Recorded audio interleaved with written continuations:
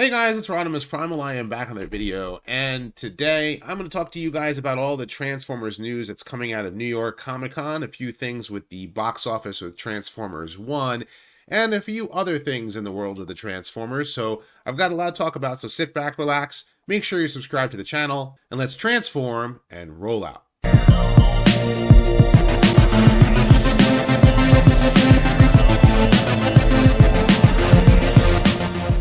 Consider supporting the channel on Patreon, becoming a channel member, or purchase a merch. Links are in the description below.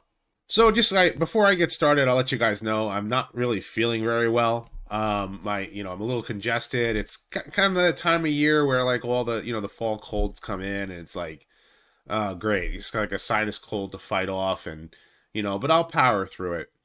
In the meantime, we'll talk about how Transformers 1 is powering through, or at least it's trying to. The movie's been out now almost quite literally a month, and it is worldwide reached $113 million as of this recording. And, it's 54 million, domestically, which is where it makes the most money, where most of the profit margin comes in. And the movie apparently, was a budget of 75 million, at least as far as I'm aware. I'm not sure if, usually it's like they tack on the marketing budget, but the movie itself will probably make some of its money back in streaming services and, or digital release or DVD sales or toy sales. Toy sales actually will contribute to the profitability of the movie. And the thing is that the movie is good, but there is definitely a pushback by some folks. Some folks are like, I only see live action films. I don't see animated films. Some folks are live action only Transformers fans, so they won't see this movie because of that. Some folks, there's a few G1 holdouts too. They say, like, I'm not going to see anything if it's not G1, and then I get it. But the movie itself was a decent movie.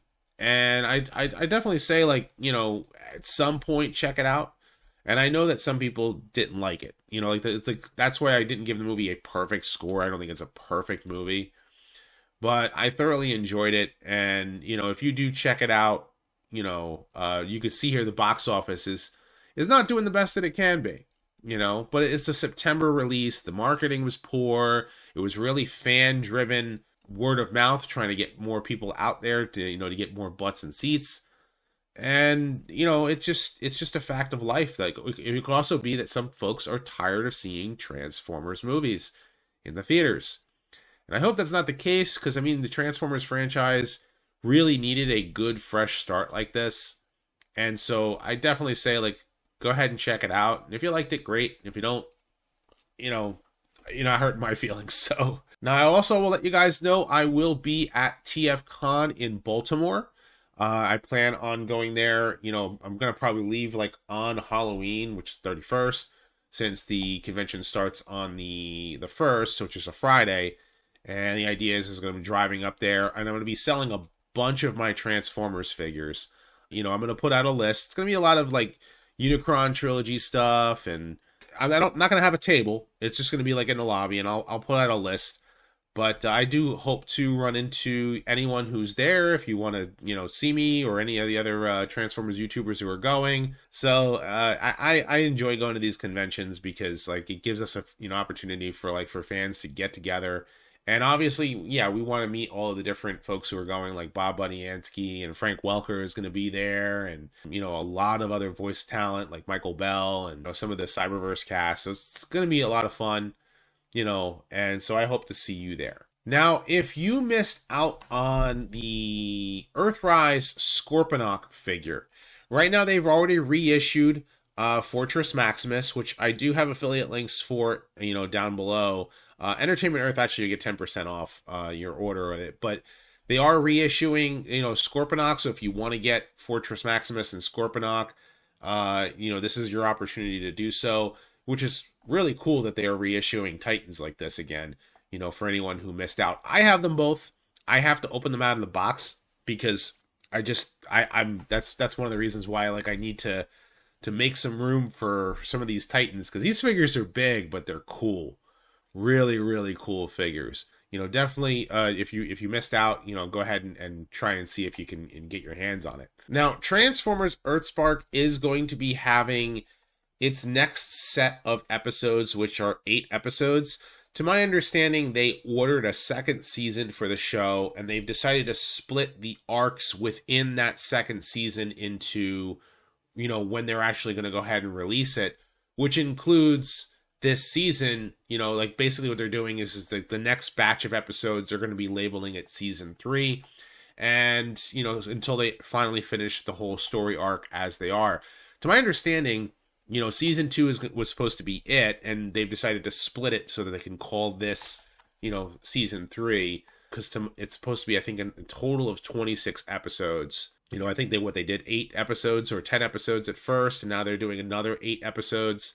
So if you like Transformers Earthspark, it's actually going to be, I believe it's this weekend that, it's on Paramount Plus, which is pretty much the only place that you can actually watch it, which is probably why the ratings aren't as high as they want them to be. And there's other reasons too, I'm sure, but I won't get into any of that. Now, this is really, really cool. I'm not a big collector of any of the Flame Toys Fur-Eye model kits, but these are really, really cool looking. This here, a Beast Megatron, that is like super stylized. You put it together with all of the pieces and what have you, and you get this really cool looking Megatron. Obviously with all of his pieces to get there together, as removable, makes a really cool model kit / action figure, which is pretty much what most of us would be collecting it for anyway. So New York Comic Con is this weekend, and there's a lot of cool stuff on display there. I wish I was there to see it in person. I haven't been to New York Comic Con since, I believe, 2019. It was the last New York Comic Con that I was actually able to attend, because it was, pretty much like it was like right the last year before COVID hit, and so I haven't been there since. But all of the stuff that comes out of there, you just see these awesome displays, like this giant Optimus Prime that is like, imagine if you had G1 Optimus Prime combined with this trailer to get the whole Jet Optimus, just like you saw in like Revenge of the Fallen. It's like, that's like a pipe dream there, right there for you, for what Optimus looks there. It just looks incredible. Looks so cool. And then I'm guessing they put the Megatron arm there on purpose. These are one of those like super expensive, like, statues or things that you'd buy. They had on display the retro bombshell with ram horn, which is really cool. Comes with the Energon cubes, just like the other Insecticons do. So if you are looking to get the other Insecticons, here is what it actually looks like in person. They had the retro Optimus Prime. Again, getting to see it in person is also cool. And it's, it is sold at Walmart. So, if you are looking to get your hand on, I believe both Bombshell and this Optimus Prime are exclusively sold there.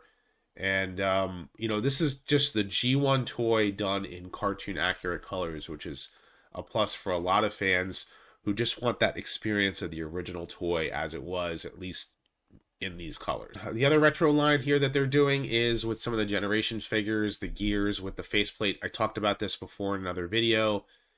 I also talked about Bumblebee as well.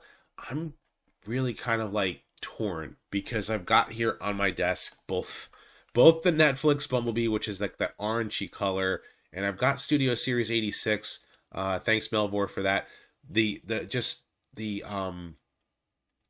like this figure. I like the colors, and it's like, but I like the alternate mode of of this, and so it's like, you're kind of torn. But some folks, like, this would be definitely something that'll be right up their alley. Depends upon which Bumblebee you want to go for. Now, this diorama is cool. They had this giant diorama on display. A dead Optimus there. RodimusPrimal opening the Matrix. Unicron coming to attack. And Optimus fighting Megatron. Galvatron over here. Just, like, so many cool different things. Like, that's just, like, just to see that in person is kind of neat. Having a mural like that on display somewhere. I wonder if they would actually put that like in a museum somewhere. It would be kind of neat to like have like a Transformers museum of like art pieces. And now Super 7 is showing off their Reaction Transformers Wave 8 figures. Some folks really like these reaction figures for being the simplistic figures that they are. You know, they are doing RC in her prototype colors, Grimlock in Dino Mode, and Nemesis Prime, a Ghost of Starscream, a Armorless Ultra Magnus, and I'll get into that in a second, and Frenzy. I know, they're calling it Rumble. And they're not labeling it Transformers the movie or anything. It's just like these are the colors that they're going for. RC. Now, for her prototype colors, you know, here's the thing about the prototype colors. I believe that they never intended for her prototype colors to actually be the colors that they were going to release it with to begin with. I think they were just going to, you know, release her in all pink. It's just that they added those colors just for like, so that certain parts can fit in certain places. It's like we've seen prototypes before of toys that had different colors, you know, on them than what ended up being released in the first place. So it's kind of like, you know, they're taking the prototype of a toy that never released and running with it.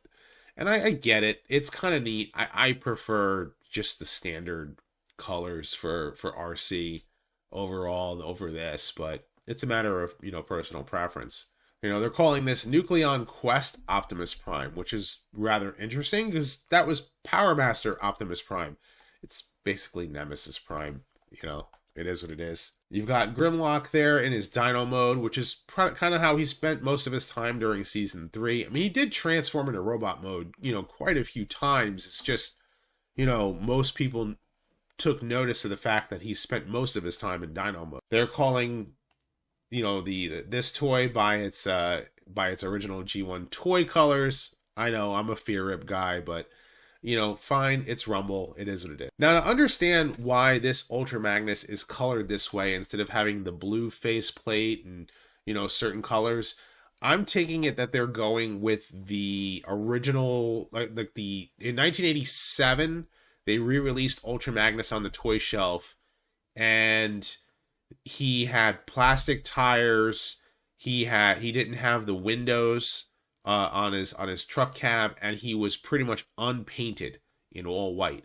I had the first version of Ultra Magnus with the rubber tires and everything, but it got broken by something that I won't get into, and so ended up going to the store to get another Ultra Magnus figure, and ended up getting the plastic tires one, and of course the armored helmet is unpainted, and the missiles don't fire. It's like, it was a stripped down version of the 86 toy. So I think that that's what this version of Ultra Magnus Armorless represents. And I think really the only thing that's actually kind of cool out of this Super 7 set is the Ghost of Starscream. So, yeah. Okay. All right.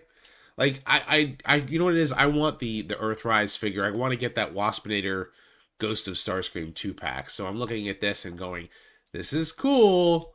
But, I mean, this is probably like the one that's most worth it out of all of the Super 7 stuff, to just have a Ghost of Starscream. Now, the other really cool diorama that I believe that they're selling, it's actually being made and you can buy it, is this Mighty Jack Supercraft Transformers to All Are One diorama with Rodimus, RC, Jazz, Bumblebee, Grimlock, and then of course, like, you know, Optimus is like, it's basically his ghost, so to speak, you know, representing, powering up Rodimus Prime. It's really, really cool looking. Like, that's amazing. It's just such a cool diorama, and I don't believe it's being sold, or, okay, it's limited to 100 units.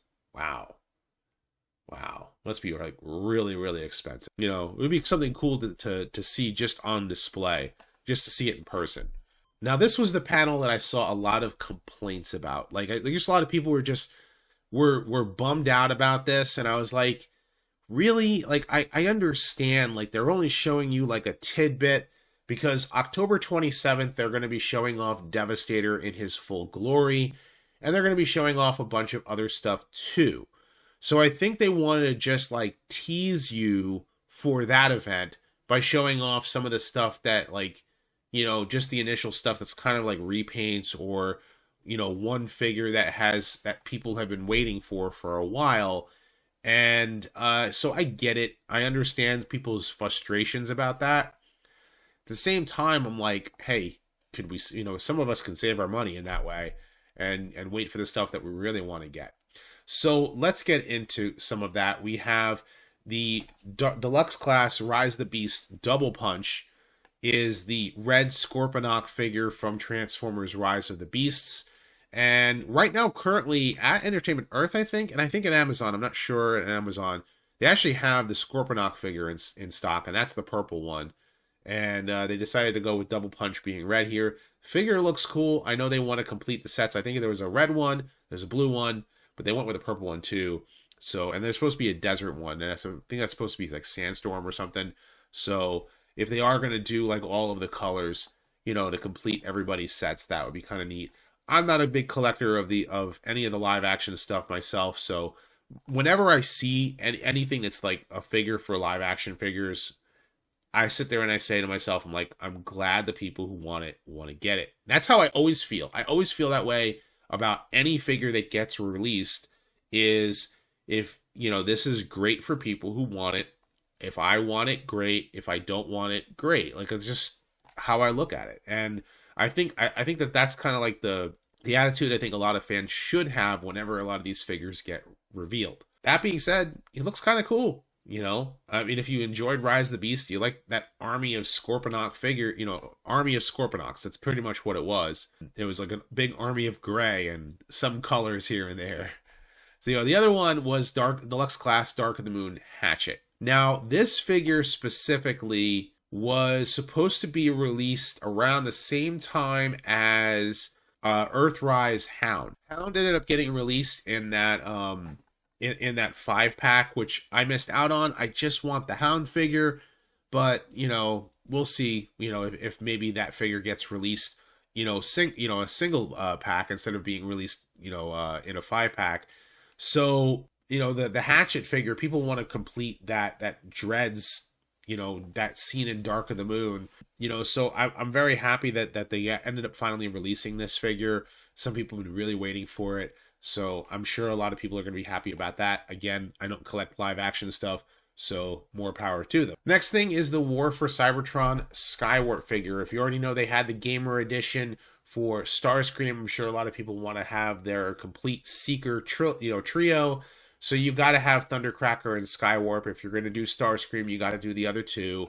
And, you know, Skywarp here, I think he looks cool. I know this is not exactly how the colors were in the game. I think he was more like, there was more gray on him than there was purple, but I think the purple is fine. I actually do dig the colors, you know, quite a bit. It works great for a Cybertronian mode for Skywarp, especially if you missed out on the Siege mold, you know, because that Siege Skywarp was really hard to get for a lot of people. So to be able to get a Cybertronian mode, whether you go for the Bumblebee movie one or here the War for Cybertron one, you at least get a Cybertronian mode version of Skywarp, which is cool. And Skywarp is personally my favorite of the three original Seekers. So, you know, it is a you know, cool thing for sure. Now, here is the one that, like, I think caused a lot of contention between a lot of people, because they're like, why are they just really re-releasing him? And I took a step back and I went, I get it.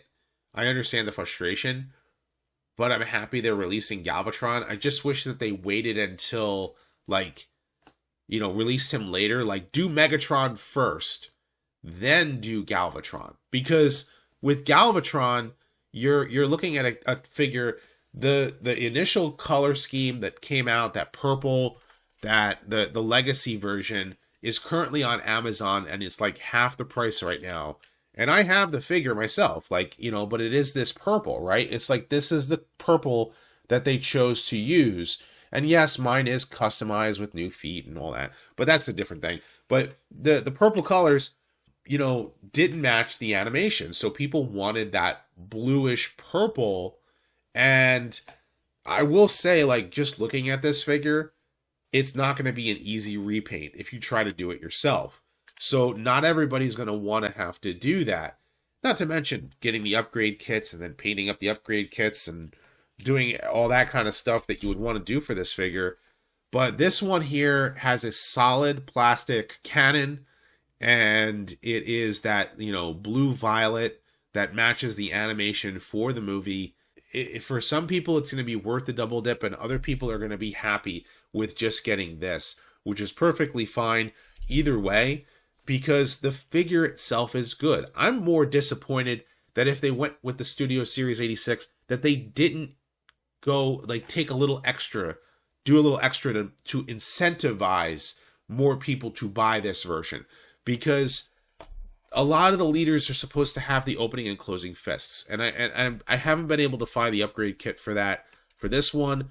You know, and I'm sure they're going to make the upgrade kit that will work for this one, that'll have the opening and closing fists, you know, to get like someone that can make you the feet, you know, to change out. Because the face is okay, and I'm sure some people probably want a more accurate face, and that's all right. But then to get the larger, you know, thing on the back there, just to get that more accurate robot mode and vehicle to just kind of help his silhouette all together.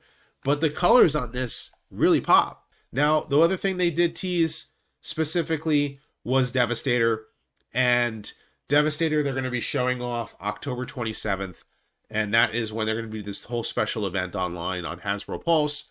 So that's why they held back on that. I wonder if they're going to show other stuff. Like, this was just a tease for other stuff to come. So currently right now, you know, shout out to Ben Yee. He's a friend of the channel. He's actually at New York Comic Con, and this is what Galvatron looks like in person. Again, trying to match, you know, see the differences between the two different purples is where you're going to notice it quite a bit, right? That's where you're going to sit there and say, yeah, maybe it might be worth the double dipping there. And, you know, here, this is the clear plastic for the cannon versus the solid plastic for the cannon.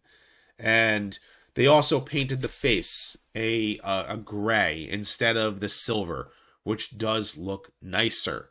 So it's a matter of, are you willing to take that double dip? And for some people, they're going to be perfectly happy with the Kingdom figure. That's perfectly fine. And some folks are going to go, I really do want that cartoon accurate Galvatron. But I know what you guys think about all this Transformers news. Are you excited about any of the reveals that they've done so far? Are you disappointed? Or are you looking, you know, okay with double dipping here and there when it comes down to certain characters? Of course, leave your thoughts in the comment section down below. Be sure to thumbs up this video and subscribe. Check out my other videos as well. I have many more Transformers videos coming down the pipeline, so stay tuned for all of that. And as always, guys, until next time, till all are one.